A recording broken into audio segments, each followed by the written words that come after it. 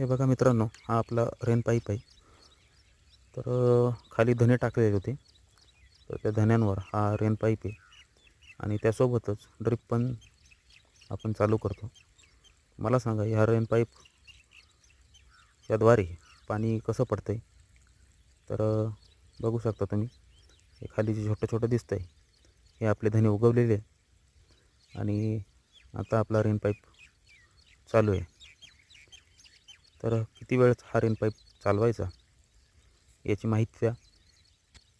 धन्यवाद.